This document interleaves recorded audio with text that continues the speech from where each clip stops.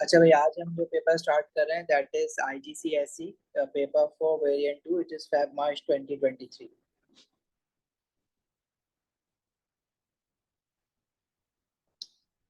चलो भाई, question 1 is saying this question is about gases found in clean dry air and gases found in polluted air. Name one gas found in clean dry air and which contributes to global warming. Clean air में हमारे पास nitrogen gas होता है, oxygen gas होता है, carbon dioxide होता है, argon होता है, trace amounts of other noble gases.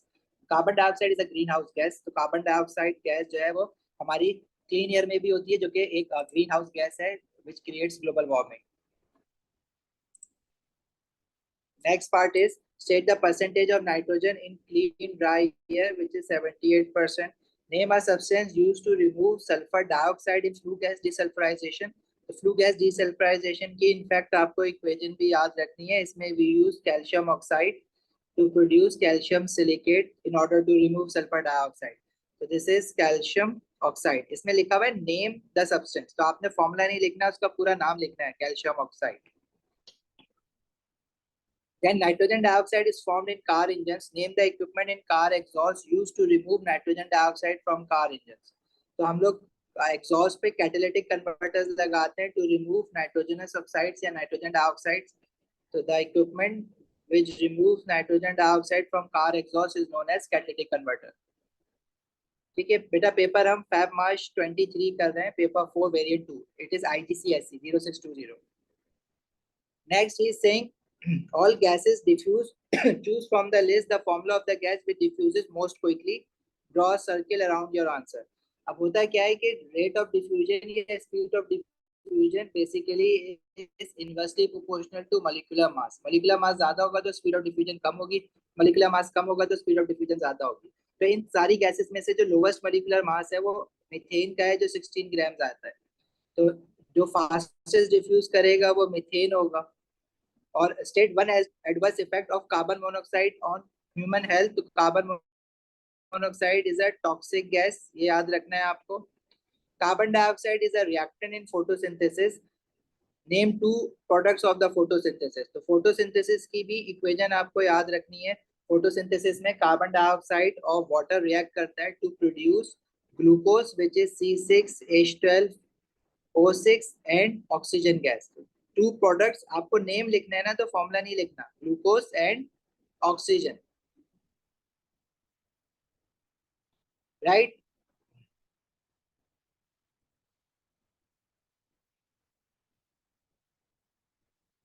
Rafe हो गया।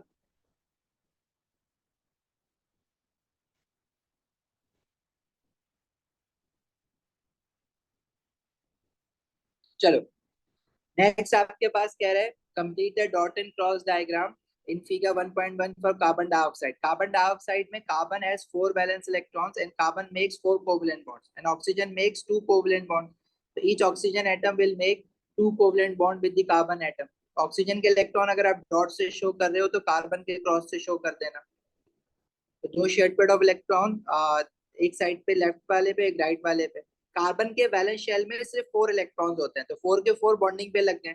ऑक्सीजन के वैलेंस शेल में 6 इलेक्ट्रॉन्स होते हैं, 2 बॉन्डिंग पे लगे हुए हैं, बाकी 4 जो है वो in the form of lone pair आएगा। आप यूजुअली लोन पेयर बनाना भूल जाते हो, जिसकी वजह से आपके मार्क्स कट जाते हैं। ठीक है भाई, आगे बढ़े।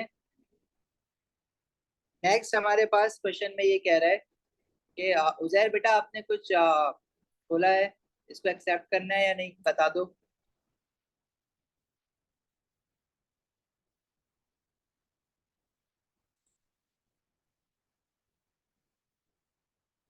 रेयान, क्वेश्चन तो हाँ डिफरेंट है, ओ लेवल और आईजी का पैटर्न थोड़ा सा क्वेश्चन पूछने का, लेकिन जो नॉलेज है और जो कंटेंट है वो तो सेम है ना। आपकी प्रैक्टिस तो आइदर वे चीजें रिवाइज तो हो रही है ना। अच्छा, क्वेश्चन 2 में कह रहा है lithium sodium potassium are group 1 elements, name the type of bonding in these elements. तो ये ग्रुप 1 एलिमेंट्स मेटल्स होते हैं, तो इनमें जो बॉन्डिंग होगी वो मेटालिक बॉन्डिंग होती है। Sodium reacts with cold water to form hydrogen gas in a solution of strong alkali. State the test for hydrogen gas. तो हाइड्रोजन गैस को हम टेस्ट कैसे करते हैं? We bring a lighted splint near the gas और positive result में क्या मिलता है? Pop sound. आप पूरा सेंटेंस लिखना चाहो सेंटेंस लिख दो, bring lighted splint near gas, pop sound is produced.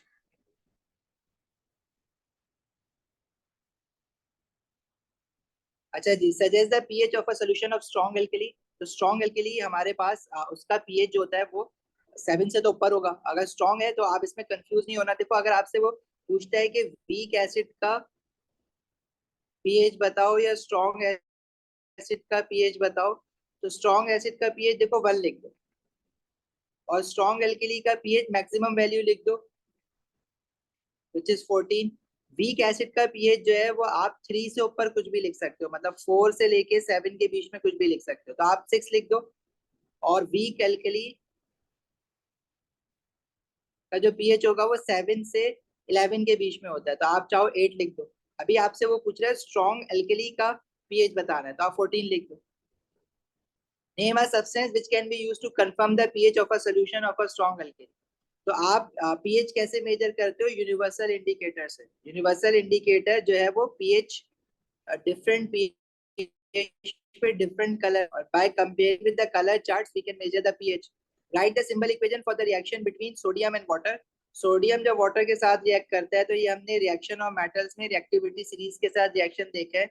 Sodium hydroxide बनाएगा और हाइड्रोजन गैस बनेगी। ये बैलेंस्ड केमिकल इक्वेशन आपको बनानी है।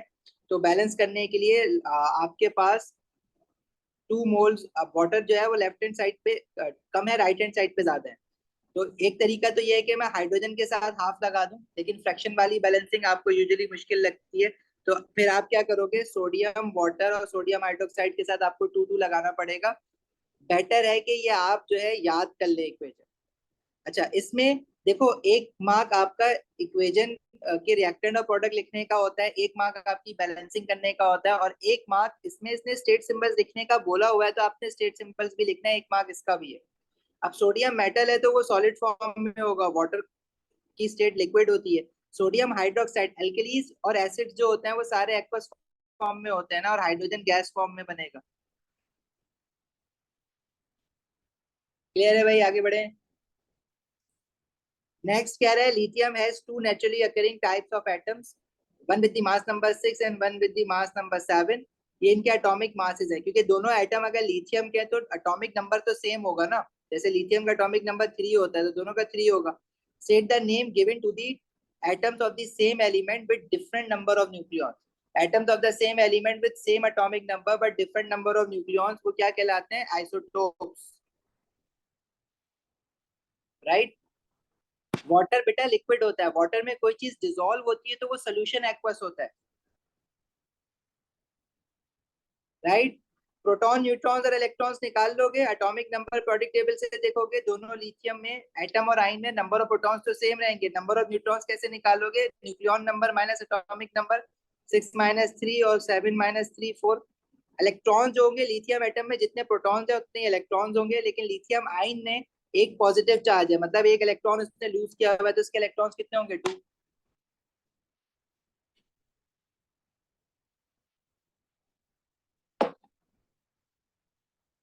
ठीक है भाई, वाटर वाली बात समझ आ गई सबको? अच्छा जी, देखो पेपर हम ये वाला कर रहे हैं, आईजीसीएसई का पेपर 4 टू फेब मार्च 23। इसमें नेक्स्ट पार्ट में बोला हुआ है आपके पास रिलेटिव अबंडेंस दी हुई है दोनों आइसोटोप्स की, उससे आपको रिलेटिव एटॉमिक मास निकालना है। तो ये क्वेश्चन हमने पहले भी किया था, यूजुअली ये क्वेश्चन आईजी का अक्सर रिपीटेड क्वेश्चन है। 10% of lithium with the mass number 6 and 90% of lithium with the mass number 7। तो इन दोनों को जब ऐड करोगे तो एवरेज मास आ जाएगा इसका, जो कि आ रहा है 6.9। अब्दुल्ला, ये लोग पूछ रहे थे कि वाटर का स्टेट सिंबल एक्वस क्यों नहीं लिखा? भाई वाटर लिक्विड है, वाटर के अंदर कोई चीज डिसॉल्व होती है तो सोल्यूशन को एक्वस कहते हैं। ठीक है रामीन, अब्दुल्ला, समझ आ गई बात?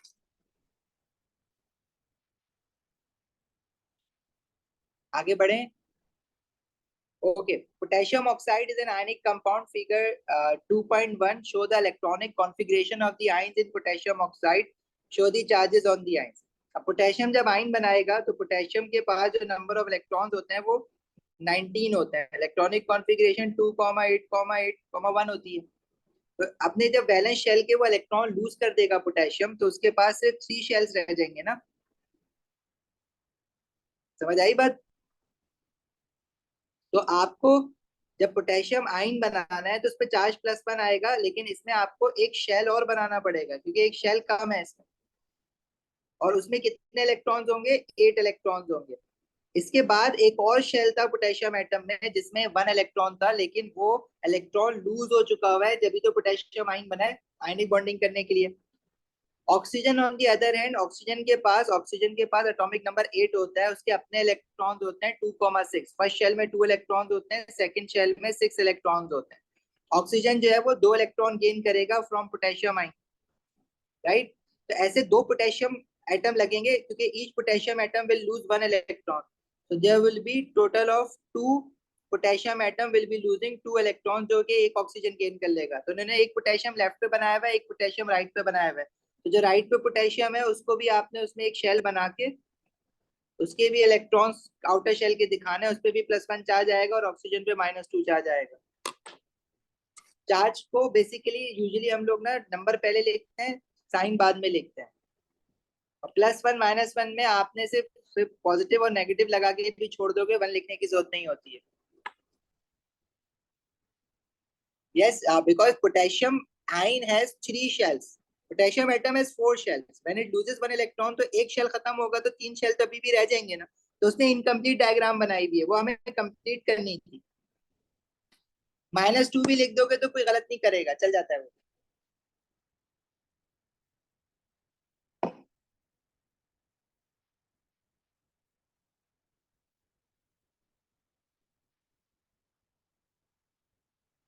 नहीं, ये जो डायग्राम है ना ये आप पेंसिल से बना सकते हो. जो शेल्स बनाए ये आप पेंसिल से बना सकते हो.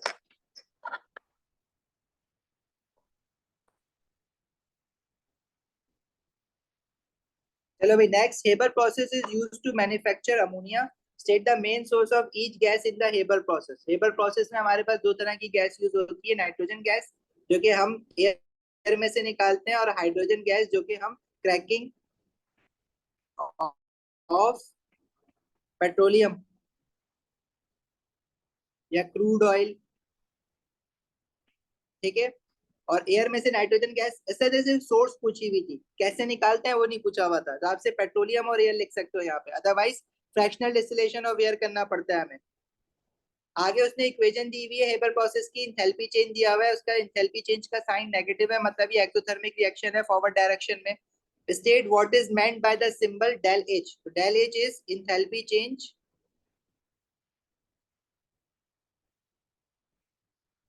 Del H for the forward reaction is -92 kilojoule per mole. State why this value shows that the forward reaction is exothermic, because del H is negative. जब नेगेटिव होता है तो एक्सोथर्मिक होता है, एंथैल्पी चेंज पॉजिटिव होता है तो endothermic होता है. हाँ, हाइड्रो क्रैकिंग ऑफ हाइड्रोकार्बन भी लिख सकते हो, कोई हाइड्रोकार्बन का नाम भी लिख सकते हो, मीथेन, इथेन, एल्केन चल जाएगा. बिल्कुल क्रैकिंग ऑफ हाइड्रोकार्बन लिख सकते हैं, बिल्कुल लिख सकते हैं. देखो उसने प्रोसेस नहीं पूछा हुआ था. आप क्रैकिंग सिर्फ लिखोगे तो क्रैकिंग तो प्रोसेस है ना. उसने बेसिकली आपसे सोर्स पूछी हुई है, source of hydrogen in air. तो दैट इज हम मतलब नाइट्रोजन सोर्स एयर है, और हाइड्रोजन जो है वो हम पेट्रोलियम या हाइड्रोकार्बन से निकालते हैं. आप हाइड्रोकार्बन भी लिख सकते हो, कोई इशू नहीं है. हसन 7 बजे स्टार्ट हुई है ना क्लास. चलो आगे कह रहे हैं. State the typical conditions and the catalyst in the Haber process. तो हेबर प्रोसेस की कंडीशन, टेम्परेचर 450 है, प्रेशर जो है वो 20,000 किलो पैस्कल है, और एटमॉस्फेयर में 200 एटमॉस्फेयर होता है. कैटलिस्ट जो होता है हमारे पास आयरन होता है.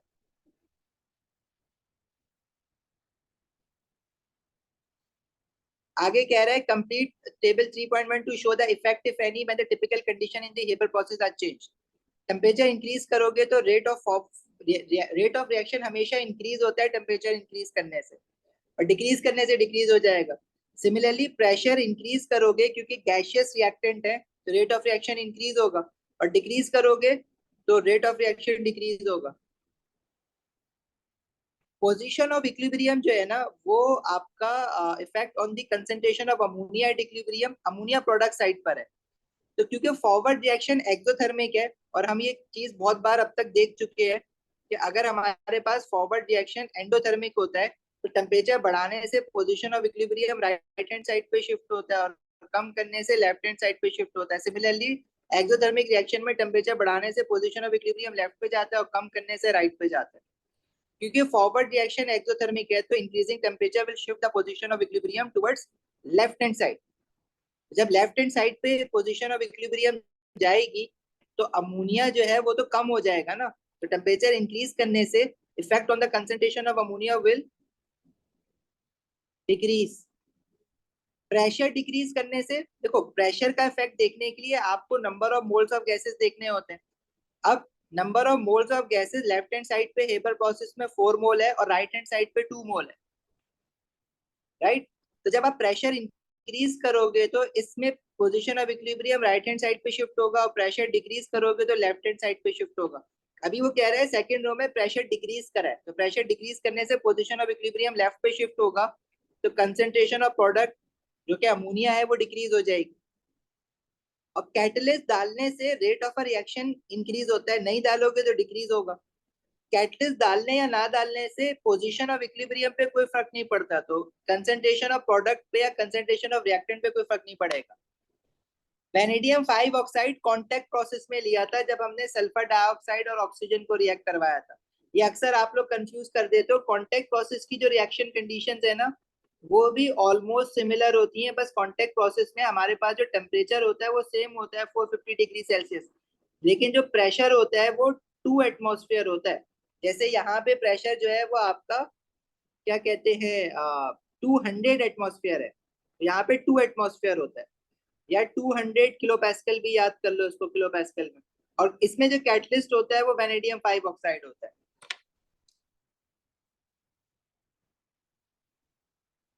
चले भाई आगे बढ़े।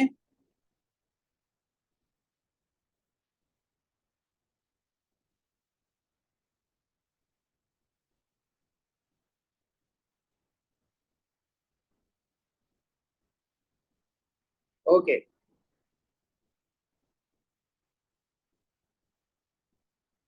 हाँ 200 किलो पैस्कल या 2 एटमॉस्फेयर, कॉन्टेक्ट प्रोसेस का बता रहा हूँ, हेबर प्रोसेस का 20,000 किलो पैस्कल होता है। सिर्फ आयरन होगा, आयरन मेटल यूज करता है, आयनिक फॉर्म में थोड़ी होता है। कैटलिस्ट बेटा रेट ऑफ रिएक्शन को अफेक्ट करता है, लेकिन कैटलिस्ट पोजीशन ऑफ इक्विलिब्रियम को अफेक्ट नहीं करता। पोजीशन ऑफ इक्विलिब्रियम को अफेक्ट प्रेशर, कंसंट्रेशन और टेम्परेचर करता है बस। सही है समीर इस्माइल। वेनेडियम 5 ऑक्साइड ही है वो V2O5, लेकिन वो कॉन्टेक्ट प्रोसेस का है, हेबर प्रोसेस में आयरन यूज होता है। अभी क्वेश्चन में आयरन पूछा हुआ था उसमें, मतलब क्वेश्चन में हेबर प्रोसेस पूछा हुआ था इसलिए आयरन लिखा है कैटलिस्ट। मुझसे आप लोग कॉन्टेक्ट प्रोसेस का पूछे थे तो मैंने साथ में लिख दिया है ये।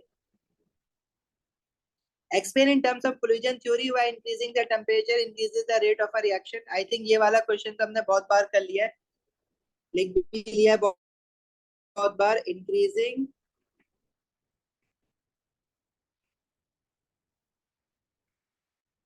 temperature increases kinetic energy of particles. So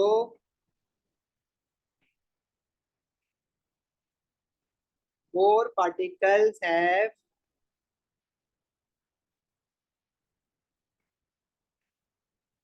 energies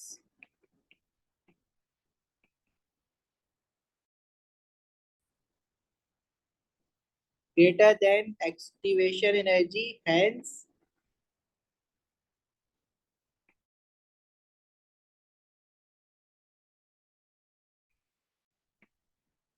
oxygen increases. Ammonia reacts with an acid to form ammonium sulfate. State the formula of the acid used. Ammonia को कौन से एसिड के साथ रिएक्ट कराएंगे कि अमोनियम सल्फेट बने? तो sulphate जो है वो एक ही एसिड से आता है जो कि सल्फ्यूरिक एसिड है। फॉर्मूला पूछा हुआ ना तो H2SO4। State 1 use of ammonium sulphate. तो अमोनियम सॉल्ट हमारे फर्टिलाइजर्स बनाने के लिए यूज होते हैं। Calculate the percentage composition by mass of nitrogen in ammonium sulphate. Percentage composition by mass आप कैसे निकालते हो?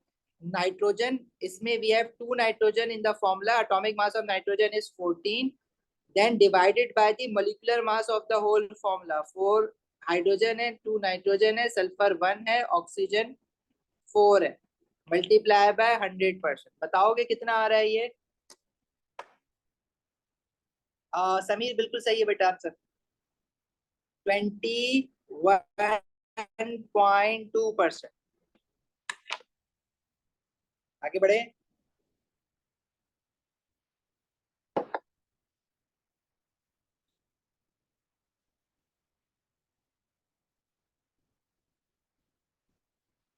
परसेंटेज कॉम्पोजिशन निकालने की प्रैक्टिस कर लेना इंपॉर्टेंट है।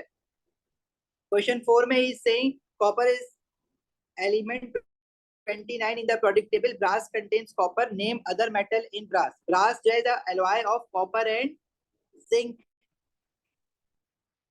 state the term given to a mixture of metal with another metal। तो इसको हम क्या कहते हैं? alloy। alloy is a mixture of a metal with another metal, और a metal with a non metal भी हो सकता है। स्टील तो is a type of alloy है ना, वो जनरलाइज पूछ रहा है। Copper can be stretched into wires. Steel जो है वो आयरन और कार्बन या आयरन या क्रोमियम या आयरन या निकल का एलॉय होता है। Copper can be stretched into wires. Copper wires conduct electricity. Name the property of metal which means that they can be stretched into wires. तो वो क्या होती है? Ability of the metals to be stretched into wires is ductility, and ability of metals to be hammered into different shapes is malleability। Name the particles responsible for the conduction of electricity in solid copper। Electrons, free electrons, yeah, electrons are responsible for the electrical conduction, right? Copper is a transition element। Some physical and chemical properties of transition elements are shown: high density, high strength। Chemical properties: form colored compounds, have ions with variable oxidation numbers। What does it mean by variable oxidation number? Iron can form a charge of 2 positive as well as 3 positive, that is variable oxidation number। State one other physical property of transition elements। transition elements have high melting point। देखो दो physical properties तो उसने खुद ही लिख दी है ना, तो बार बार ये क्वेश्चन पूछता है, आप इनकी फिजिकल प्रॉपर्टीज देख लो। ट्रांजिशन मेटल की क्या होती है? फिजिकल प्रॉपर्टी पूछेगा तो फिजिकली लिखोगे। High melting point, high density, high strength, and the formation of colored compounds and variable oxidation state is their chemical properties। और तीसरी केमिकल प्रॉपर्टी क्या होती है? Transition metals can be used as a catalyst. अरे हाँ, नीचे पूछी हुई state one other chemical property of transition element, they are used as अ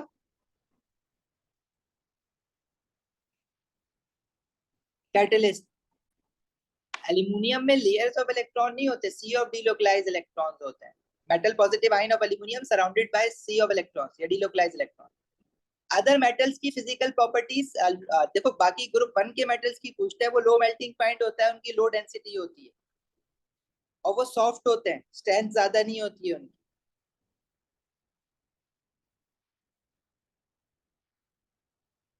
ठीक है, यूजुअली वो पूछता है ग्रुप 1 की प्रॉपर्टीज बताओ, फिजिकल प्रॉपर्टी, तो low melting point, low density and they are soft. ऊपर वाला क्या ये पूरा 4?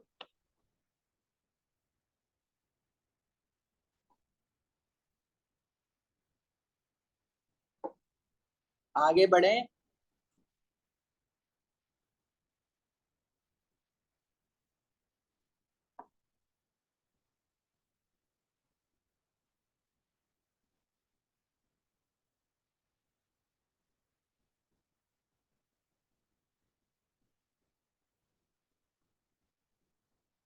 हाँ मैं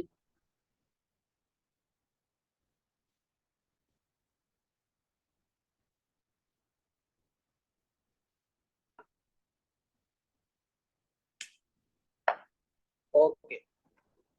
पार्ट डी में hydrated copper two sulphate is coloured compound. We know hydrated copper two sulphate is blue in colour. It exists as a hydrated crystal which contains water molecules. State the term given to water molecule present in hydrated crystals. तो hydrated salts में जो water होता है उसको हम क्या कहते हैं? Water of crystallization, right?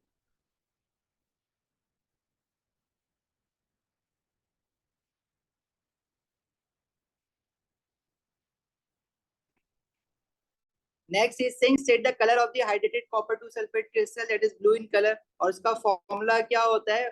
Hydrated copper 2 sulfate में we have 5 moles of water. Similarly, hydrated cobalt 2 chloride के भी याद रखना, it has 6 moles of water और इसका color pink होता है. और anhydrous cobalt 2 chloride का color blue होता है. Next, copper 2 oxide is formed when copper 2 nitrate is heated. Decomposition हो रही है इसकी. Can I state the class of oxide to which copper 2 oxide belongs? Copper 2 oxide is a metal oxide and metal oxides are basic oxides. State the meaning of the Roman numeral 2 in the name copper 2 oxide. So this copper 2 क्या show करता है? Charge of copper ना. तो ये बताता है oxidation number of copper. Charge को क्या कहते हैं? हमने redox में क्या नाम पढ़ा? Oxidation state या oxidation number. So this tells you the oxidation number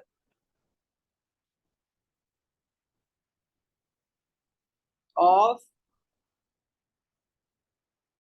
copper is +2. Abdullah, hydrated copper 2 sulphate में 5 मोल्स ऑफ वाटर होते हैं और कोबाल्ट 2 क्लोराइड में 6 मोल्स ऑफ वाटर होते हैं. ये याद रखना है बेटा आपको. हाँ, ऑक्सीडेशन स्टेट भी लिख सकते हो, सेम थिंग. चार्ज भी लिख सकते हो, वो भी चल जाएगा. चलो भाई, 0.02 moles of copper 2 nitrate is heated. Calculate the mass of 0.02 mole of copper 2 nitrate. अब मोल्स दिए में मास निकालना है, तो फॉर्मूला क्या होता है? Number of mole mass over mr. Moles है 0.02 मास डिवाइड मॉलिक्यूलर मास. निकाल कॉपर का कितना आता है बताओगे जरा निकाल के. कॉपर एटॉमिक मास है 64 into 1. नाइट्रोजन 2 है, 2 into 14. ऑक्सीजन 6 है, 6 into 14. देखो, ऑक्सीजन 2 3 6, नाइट्रोजन 2 1 2. ब्रैकेट के बाद 2 है ना. कितना आ रहा है? 188.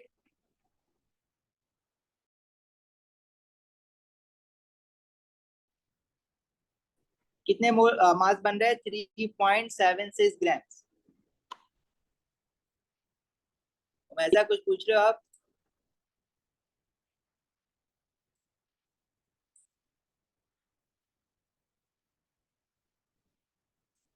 ऑक्सीजन का एटॉमिक मास ये 60. Calculate the volume of gas in decimeter cube produced when 0.02 moles of copper 2 nitrate is heated. अब देखो, आपको इक्वेशन गिवन है.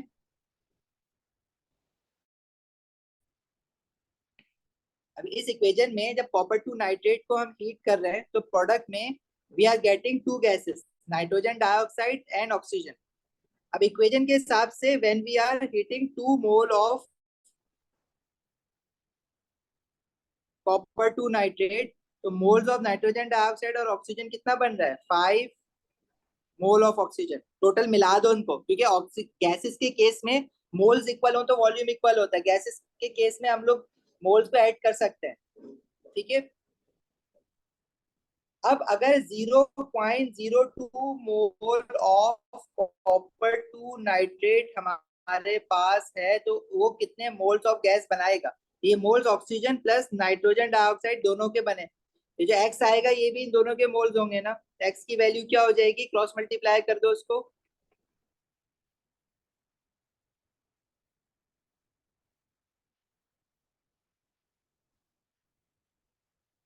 उमैदा, किस चीज का फॉर्मूला पूछ रहे हो? Percentage in ammonia. अच्छा, चलते हैं उस पर एक मिनट. ये वाला आंसर बता दो. ये मोल्स बताओगे कितने बन रहे हैं?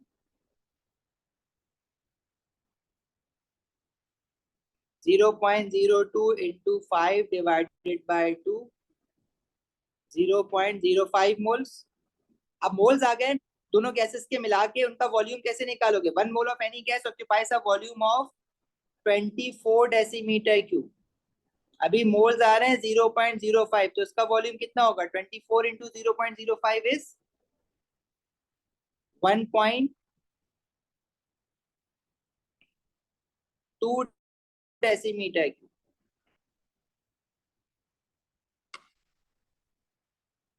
इंडिविजुअल भी निकाल सकते हो, पहले आप नाइट्रोजन डाइऑक्साइड के निकालो फिर ऑक्सीजन के निकालो, दोनों में 0.02 यूज करो तो भी आंसर सेम आएगा।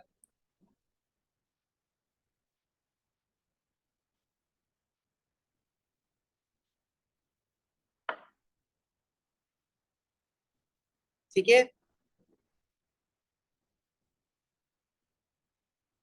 अब्दुल्ला ऑक्सीजन का एटॉमिक नंबर 8 होता है, न्यूक्लियन नंबर 16 होता है, वो मैंने 6 लिख दिया था, वो 16 था। क्लियर है यहाँ तक, आगे बढ़े।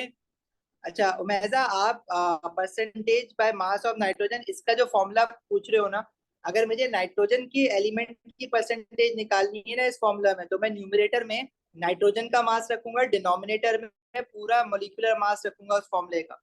अब इस पूरे फॉर्मूला में नाइट्रोजन के 2 मोल्स थे ना, 2 मोल्स ऑफ एटम, तो नाइट्रोजन के 2 मोल्स का मास कितना होगा, 2 × 14 atomic mass of nitrogen, divided by इस पूरे का मोलिकुलर मास, फॉर्मूले का पूरा मोलिकुलर मास निकाल के रख दो, मल्टीप्लाई बाय 100। परसेंटेज निकालने के लिए मल्टीप्लाई बाय 100 करते हैं। ठीक है बच्चे,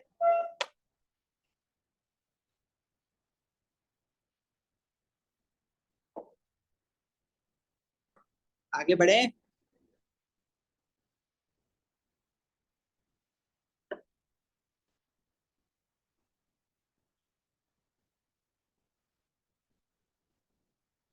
हम वो स्टोशियोमेट्री वाले क्वेश्चन में क्या, आगे बोलो ना। आसान।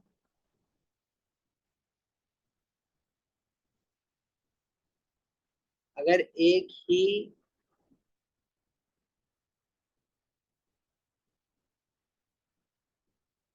हाँ अगर आप 24x जो मोल्स आ रहे हैं उसको 24 से मल्टीप्लाई कर रहे हो, अगर आप कह रहे हो कि मैं अलग अलग निकालूंगा फिर दोनों के मोल निकाल के अलग अलग 24 से मल्टीप्लाई करूं, तो भी सेम आंसर आएगा।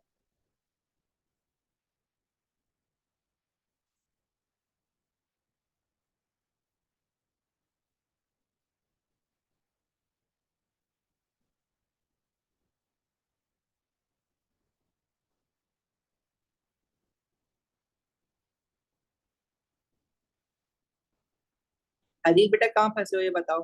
देखो हमारे पास उसने कहा था इस क्वेश्चन में कि we have 0.02 mole of copper two nitrate. अब इक्वेशन के हिसाब से वो पूछ रहा है कि बताओ कि टोटल वॉल्यूम ऑफ गैस कितना बनेगा। अब प्रोडक्ट साइड पे we are getting 2 types of gases, nitrogen dioxide and oxygen.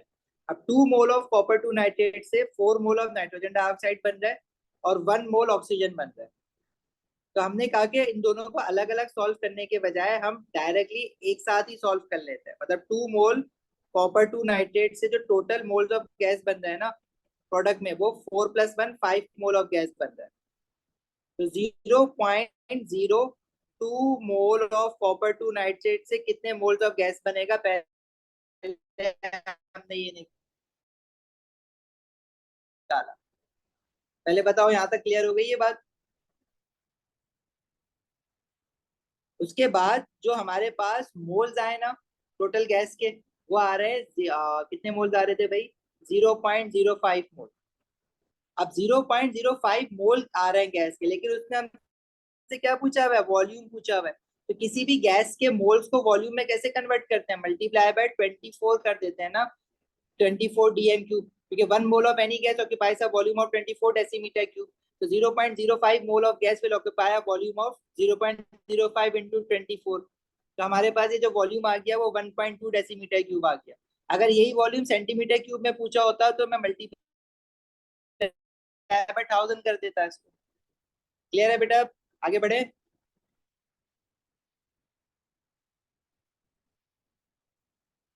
चलो नेक्स्ट क्या है, propane propene propanol and propanoic acid are members of different homologous series. Explain why members of homologous series have similar chemical properties. Same chemical properties क्यों होती है, क्योंकि जब मैं alkenes की होमोलोगस सीरीज देखूंगा तो उन सब में कार्बन कार्बन डबल बॉन्ड होंगे। अल्कोहल की होमोलोगस सीरीज देखूंगा तो उन सब में OH फंक्शनल ग्रुप होगा, hydroxyl functional group, because they have same functional groups, तभी इनके रिएक्शन भी सेम होते हैं और इसलिए केमिकल प्रॉपर्टी सेम होती है।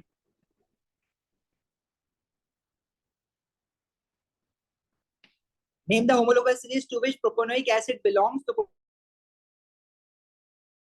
प्रोपेनोइक एसिड कौन सी होमोलोगस सीरीज में होता है? कार्बोक्सिलिक एसिड में। देखो वो ये पूछ रहा है कि इनकी केमिकल प्रॉपर्टीज सेम क्यों होती हैं, क्योंकि सेम बॉन्ड्स होते हैं या सेम फंक्शनल ग्रुप्स होते हैं, इस वजह से। हाँ, वो एक कैरेक्टरिस्टिक है होमोलोगस सीरीज का कि each member differ by CH2। सही है रामीन? ऊपर एक क्वेश्चन रह गया, कौन सा? ओह, powdered aluminium reduces copper 2 oxide, write the symbol equation। Copper 2 oxide जो है हमारे पास, उसका फॉर्मूला क्या होता है? CuO। उसमें हमने एल्यूमिनियम डाला है, तो aluminium is a more reactive metal. तो एल्यूमिनियम क्या करेगा? कॉपर आयंस को रिड्यूस करके उसकी जगह पे लग जाएगा। अब एल्यूमिनियम तो ग्रुप 3 का मेटल है ना, तो उस पे चार्ज 3 पॉजिटिव होगा, ऑक्साइड 2 नेगेटिव है, तो ये फॉर्मूला बनेगा Al2O3। और जो कॉपर आयंस हैं वो रिड्यूस होके कॉपर एटम्स बना लेंगे। बस इस इक्वेशन को बैलेंस करना पड़ेगा। तो 2 मोल ऑफ एल्यूमिनियम, ऑक्सीजन हमारे पास 3 है, या 3 लगाओगे कॉपर ऑक्साइड के साथ तो कॉपर के साथ 3 लगाना पड़ेगा। हीट करना पड़ेगा। जब हम किसी सॉलिड मेटल ऑक्साइड को मेटल के साथ हीट करते हैं तो रिएक्शन हो जाता है, उसके लिए एक्वस होना जरूरी नहीं है। अगर मैं पानी में भी डाल दूंगा तो कॉपर 2 ऑक्साइड कौन सा सॉल्युबल है पानी में?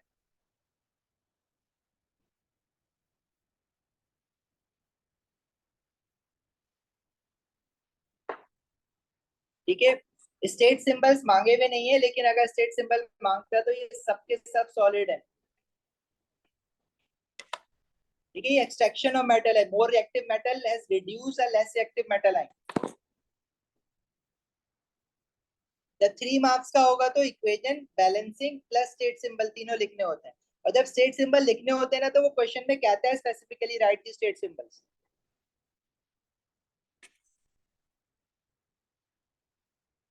ठीक है, वो 3 मार्क्स का देख के जरूरत नहीं पड़ेगी, लिखा हुआ होगा। अभी इसने कहा हुआ है सिर्फ सिंपल इक्वेशन लिखो, स्टेट सिंबल मांगे हुए नहीं थे।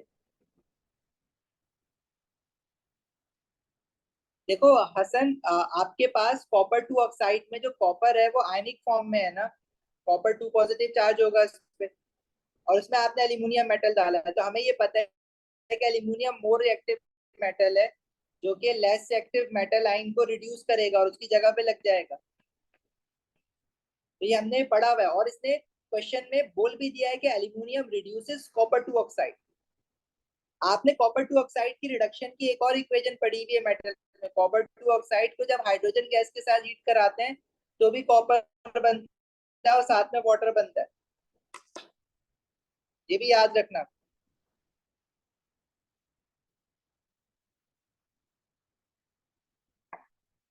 नहीं बेटा, देखो इक्वेशन में फर्स्ट मार्क तो इक्वेशन लिखने का, सेकंड बैलेंसिंग करने का होता है। और अगर थर्ड मार्क वो आएगा तो वो स्टेट सिंबल्स लिखने का आता है। लेकिन अगर वो 2 मार्क्स की दे और क्या स्टेट सिंबल्स लिखो, देखो चेंज होता रहता है ये। अब अगर आपसे वो कह रहे हैं कि इक्वेशन लिखो, तो इक्वेशन बाय डिफॉल्ट आपको बैलेंस करनी है।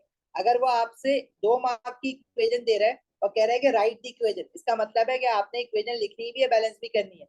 अगर वो कहे कि नहीं 1 मार्क दे रहा है और कह रहा है राइट द इक्वेशन, वो आपने तब भी बैलेंस करनी है। बैलेंस तो हर हाल में करनी है आपको, चाहे वो 1 मार्क की हो, 2 मार्क की हो, 3 मार्क की हो। ठीक है। अगर कभी कभार वो 1 मार्क की दे देता है, ये नहीं दे देता है 2 मार्क्स की, राइट। अब उसकी मेहरबानी है कि वो 3 मार्क्स की आपको सिर्फ इक्वेशन दे रहा है लिखने के लिए, फ्री के मार्क्स दे रहा है, कभी कभार नहीं भी देता। तो आपने इंस्ट्रक्शंस फॉलो करनी है।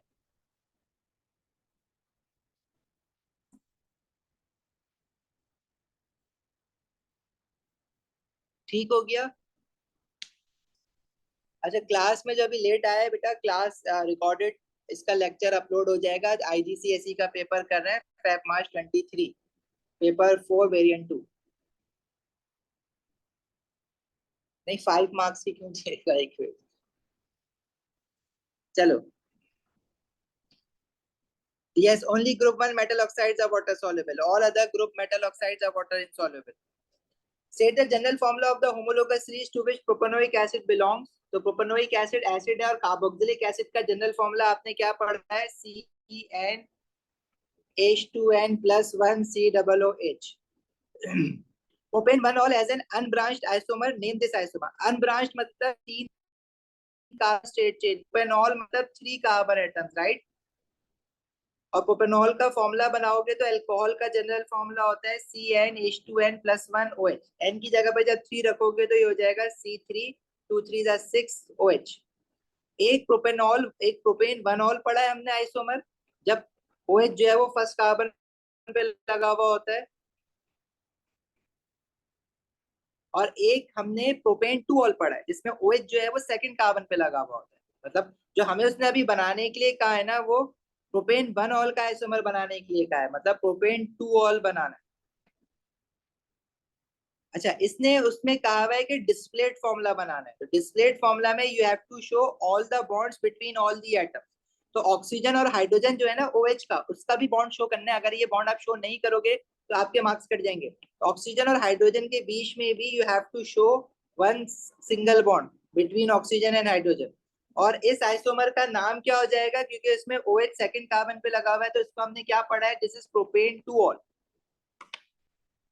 अनब्रांच्ड और ब्रांच्ड में ये फर्क है कि अनब्रांच्ड में सारे कार्बन स्ट्रेट चेन में होते हैं। जैसे ब्यूटेन का आपने एक आइसोमर पढ़ा है ना, जिसमें एक कार्बन आपने ब्रांच में लगा दिया था, तो ये ब्रांच्ड आइसोमर कहलाता है। अगर स्ट्रेट चेन में है सारे कार्बन तो वो ब्रांच अनब्रांच्ड आइसोमर कहलाता है। तो प्रोपेन और प्रोपेनॉल के अनब्रांच्ड आइसोमर बन ही नहीं सकता, क्योंकि अनब्रांच्ड आइसोमर बनना ही 4 कार्बन से स्टार्ट होता है। सॉल्युबिलिटी टेबल आपने जो एसिड बेसिस एंड सॉल्ट्स में है ना, सॉल्युबिलिटी टेबल वो याद करना है। एसिड बेसिस सॉल्ट का क्लास नोट्स का हैंड आउट खोलोगे, उसमें सॉल्युबिलिटी जहां पढ़ाया हुआ है उसके एंड में एक टेबल बनाया हुआ है, समराइज किया हुआ है कि कौन से सॉल्ट सॉल्युबल होते हैं, कौन से इनसॉल्युबल होते हैं। राफे C3H7 होगा, हाँ सॉरी, इसे C3H7। ठीक है, आगे बढ़े। Propane and propene can be manufactured by heating decane। decane का फॉर्मूला दिया हुआ है, in the presence of catalyst। Cracking कर रहा है। Complete the equation for this reaction. वो कह रहा है कि जब इसको हमने हीट करा है तो हमारे पास क्या क्या दो चीज क्या क्या बना है, प्रोपेन बना है। प्रोपेन का फॉर्मूला क्या होगा, C3H8, क्योंकि एल्केन्स का जनरल फॉर्मूला होता है CnH2n+2। प्रोपीन एल्कीन का जनरल फॉर्मूला होता है CnH2n। Propene prop means 3 carbon atom, तो प्रोपीन का फॉर्मूला होगा C3H6। तो जो प्रोपेन है उसका फॉर्मूला है C3H8। प्रोपीन है उसका फॉर्मूला है C3H6। अभी कह रहा है तीसरा प्रोडक्ट भी है। अब ये कार्बन तो पूरे नहीं हुए ना, carbon total left hand side पे कितने हैं, 10 कार्बन एटम्स है। राइट हैंड साइड पे प्रोपेन में 3 कार्बन, प्रोपीन में 3 कार्बन, टोटल हो गया 6। 6 में से 4 रह गए। अभी जो 4 कार्बन आपके पास है, इसकी आपकी मर्जी है कि आप इसका 4 कार्बन एटम का एल्केन बना दो या एल्कीन बना दो, लेकिन आपको हाइड्रोजन भी तो टोटल बैलेंस करना है ना। तो हाइड्रोजन बैलेंस करने के लिए देखो, लेफ्ट हैंड साइड पे हाइड्रोजन कितने हैं, 22 है। राइट हैंड साइड पे प्रोपेन के साथ 8 हाइड्रोजन आ गया, प्रोपीन के साथ 6 हाइड्रोजन आ गया, तो टोटल हाइड्रोजन कितने हो गए, 8 + 6 इज 14। तो 22 में से 14 हाइड्रोजन तो आप ऑलरेडी लगा चुके हो, आपको 8 हाइड्रोजन और लगाना है। तो जो आप C4 लिख रहे हो उसके साथ 8 हाइड्रोजन अगर लिखोगे तो ये किस चीज का फॉर्मूला बन जाएगा, this is butene and this is crack. ठीक है, name this manufacturing process and this process is known as cracking.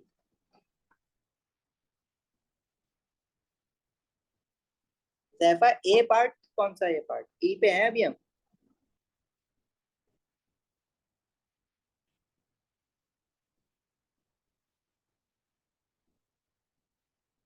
Saifai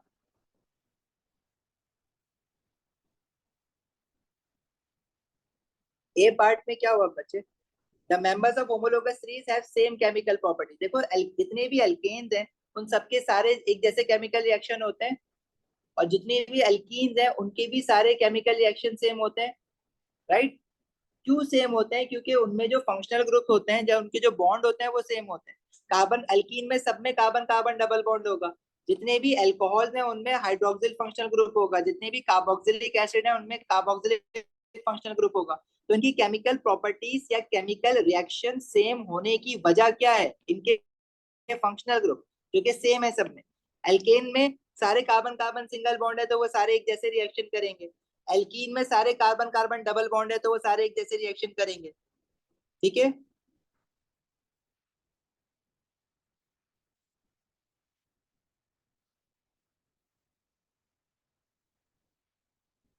चले आगे।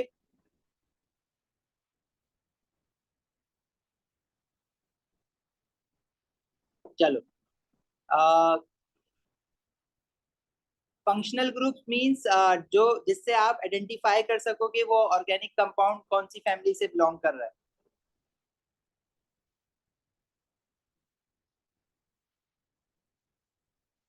हाँ जरूरी है, ऑर्गेनिक हर ईयर के पेपर में आपको मिलेगी। और पायरोलिसिस नहीं है भाई, पायरोलिसिस पढ़ने की जरूरत नहीं है रेयान। क्रैकिंग में हम लोग aluminium oxide as a catalyst use करते हैं। दो कैटलिस्ट यूज कर सकते हैं क्रैकिंग में, एल्यूमिनियम ऑक्साइड या फिर सिलिकॉन डाइऑक्साइड, एल्यूमिनिया या सिलिका।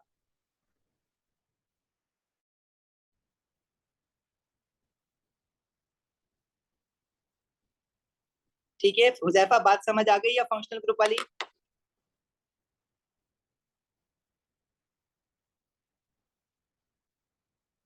अनब्रांच्ड आइसोमर देखो, जैसे आपने ब्यूटेन के दो आइसोमर बनाए थे ना, ब्यूटेन में अगर चार कार्बन स्ट्रेट चेन में होते तो ब्यूटेन था, और आपने ब्रांच एक आइसोमर बनाया था जिसमें एक कार्बन आपने ब्रांच में लगा दिया था। तो जब कार्बन सारे स्ट्रेट चेन में नहीं होते तो उसको हम ब्रांच्ड आइसोमर कहते हैं। अनब्रांच्ड आइसोमर मतलब all the carbon atom present in a molecule are in a straight chain, line से हॉरिजॉन्टली लगे हुए सारे, that is unbranched isomer. Yes Sameer, you can say कि डिफिकल्ट सबसे ज्यादा पॉलीमराइजेशन हो जाता है कभी कभार। ठीक है, अनब्रांच वाला ज़ारा समझ आ गया। और शयान एक्सिस लिमिटिंग वाले क्वेश्चन जो है वो मैं करवाऊंगा अभी आपके ये कमिंग वीक जो है ना, थोड़ी सी चीजें आप लोगों को रिकॉल करवानी है मोल से, वो मैं करवाऊंगा खुद ही।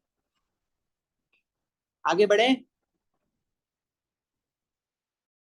नेक्स्ट कह रहे हैं ड्रॉ द, अच्छा, propene forms a polymer named polypropene. अब प्रोपीन का जो स्ट्रक्चर है वो ये है, C3H6 इसका फॉर्मूला है। और ये एडिशन पॉलीमर बनाएगा क्योंकि ये एल्कीन है।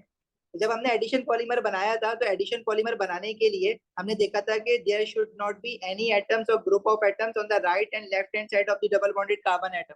तो जो डबल बॉन्डेड कार्बन एटम है हमारे, जो second double bonded carbon atom है उसके साथ जो हाइड्रोजन है ऊपर, वो तो मैंने वैसे ही लिख दिया। तो CH3 लिखा है ना, उसको मैं ऐसे कंडेंस करके नीचे लिख रहा हूँ, क्योंकि मैं डबल बॉन्डेड कार्बन के राइट और लेफ्ट पे कुछ लिखना नहीं चाह रहा, तो उसके राइट और लेफ्ट पे जो लिखा हुआ है वो मैंने ऊपर नीचे करके लिख दिया।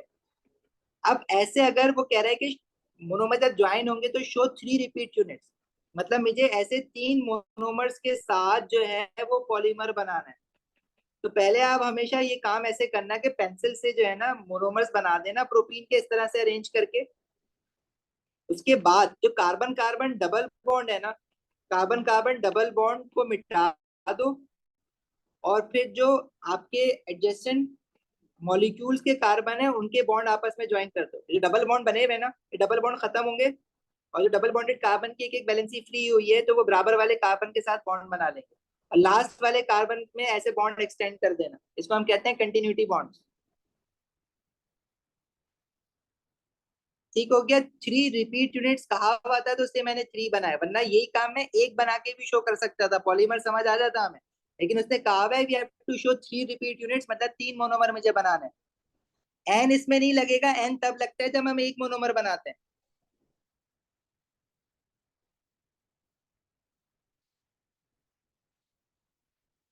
सारे बॉन्ड्स भी शो कर सकते हो CH3 के, लेकिन वो बनाना बहुत मुश्किल हो जाएगा फिर ना, वो इस तरह से दिखेगा।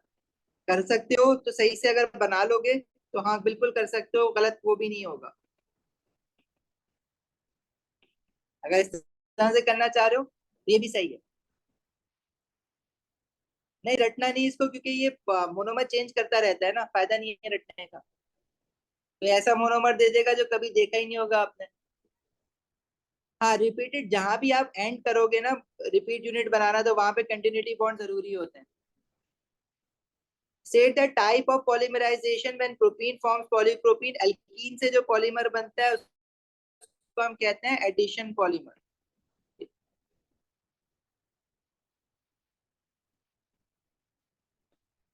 आगे कह रहा है propanoic acid react with aqueous sodium carbonate to form a salt, suggest the name of the salt. Propanoic acid से जो सॉल्ट बनेगा वो क्या होगा? प्रोपेनोइक एसिड से जो आयन बनेगा वो प्रोपेनोएट आयन होगा, तो this should be sodium propanoate. Propanoic acid का फॉर्मूला क्या होता है? एसिड का जनरल फॉर्मूला है CnH2n+1 COOH। प्रोपेनोइक एसिड का फॉर्मूला बनाने के लिए जिसमें 3 कार्बन एटम्स होते हैं, लेकिन N की जगह पे हम 2 रखेंगे ना, क्योंकि एक कार्बन हमने COOH फंक्शनल ग्रुप में फिक्स कर दिया है।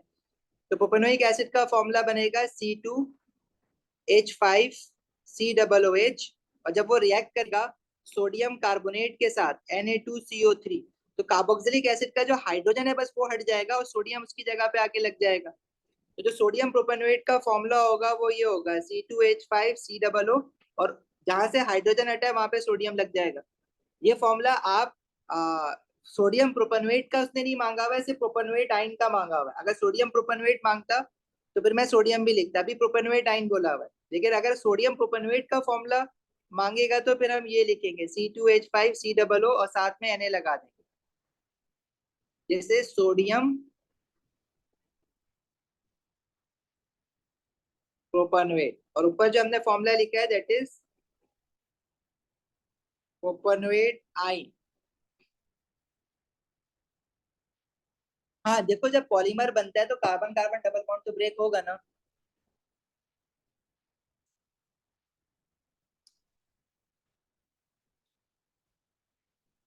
ये एनाइन है जो प्रोपेनोइक एसिड से निकला है। Propanoic acid form an ester when it reacts with ethanol. Esterification के लिए जो आप कैटलिस्ट यूज करते हो वो क्या यूज करते हो? कोई भी एसिड डाल दो, तो एसिड का नाम भी लिख सकते हो, अदरवाइज सिर्फ एसिड लिख दो, या यूजुअली हम लोग जो एसिड यूज करते हैं वो HCl या फॉस्फोरिक एसिड यूज करते हैं। तो आप HCl भी लिख सकते हो, फॉस्फोरिक एसिड भी लिख सकते हो, सिर्फ एसिड भी लिख सकते हो। Name the ester form. Ethanol और प्रोपेनोइक एसिड से जो एस्टर बनेगा उसका नाम क्या होगा? अल्कोहल के नाम के साथ बायल आ जाता है और एसिड के नाम के साथ ओएट आ जाता है, तो this is ethyl propanoate.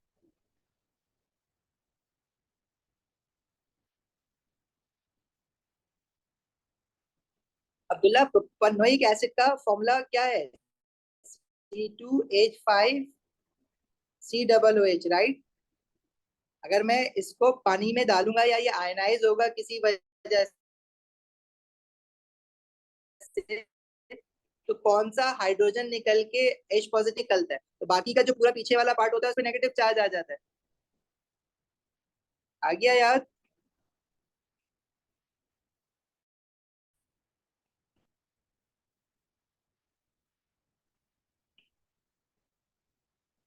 Okay.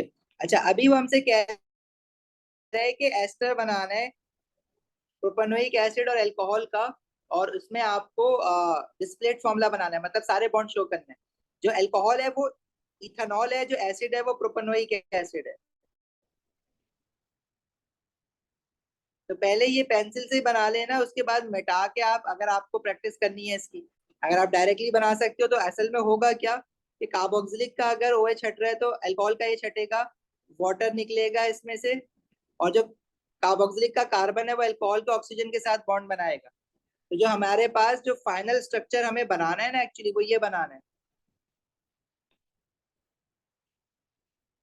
सारे बॉन्ड्स आपको शो करने हैं क्योंकि डिस्प्लेट फॉर्मूला ऑफ एस्टर बनाना है आपको।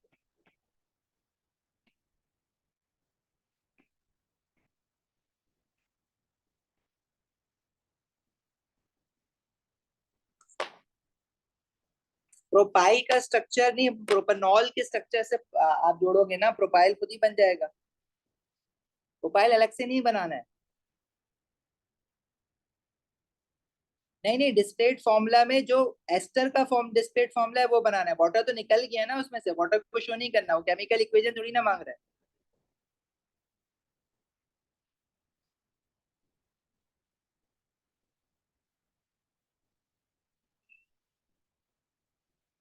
नहीं रामीन, ये जो आपने पॉलीप्रोपीन बनाया ना, ये पॉलीप्रोपीन नहीं है, ये पॉलीइथीन है। डबल बॉन्डेड कार्बन में प्रोपीन के साथ जो दो डबल बॉन्डेड कार्बन है उनसे आगे बॉन्ड कंटिन्यू होगा। तो जो दूसरे डबल बॉन्डेड कार्बन पे CH3 लगा हुआ है वो आपने नीचे दिखाना है, या आपने पॉलीइथीन बना दिया। हाँ, अगर स्ट्रक्चर फॉर्मूला कहते हैं तो समीर जैसे आपने लिखा है वैसे सही है।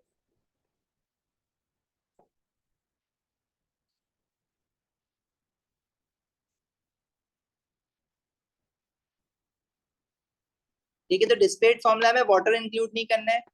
और स्ट्रक्चर अगर कह रहे हैं तो आपकी मर्जी है, अगर आपने सारे बॉन्ड शो करने हैं कर दो, नहीं करने ना करो, कोई फर्क नहीं पड़ेगा। अगर वो स्ट्रक्चर फॉर्मूला कह रहे हैं तो you can write in the equation, मतलब फॉर्मूला ऐसे भी लिख सकते हो। स्ट्रक्चर फॉर्मूला अगर कह रहे हैं जैसे CH3 CH2 COO CH2 CH3, तो स्ट्रक्चर फॉर्मूला में ये भी एक्सेप्ट हो जाता है।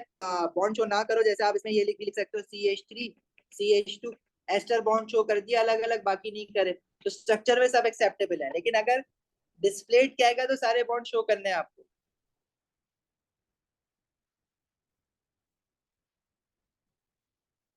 दिस इज एस्टर ना। ये वाला जो कार्बन डबल बॉन्डेड ऑक्सीजन और ऑक्सीजन जो बना है, this is ester. Sameer it's very good. और क्या चाहिए? ऑक्सीजन वो है जिसमें डबल बॉन्डेड ऑक्सीजन और आगे OH भी है। Carboxylic acid, carbon double bonded oxygen और OH, ये है कार्बोक्सिलिक एसिड।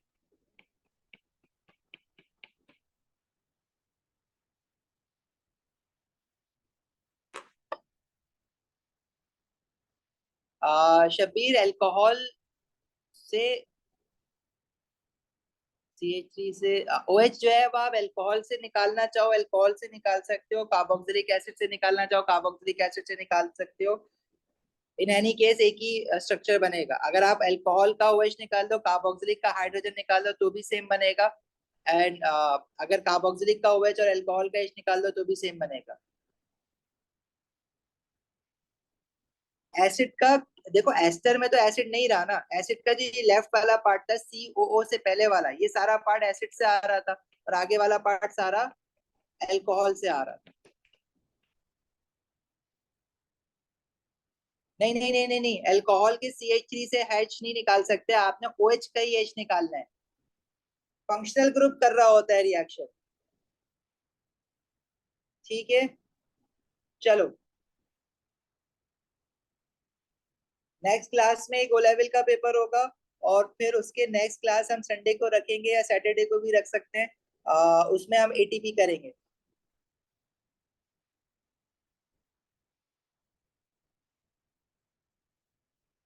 अभी जा सकते हो, एक्चुअली मेरी एक और क्लास है तो स्टूडेंट्स आर वेटिंग।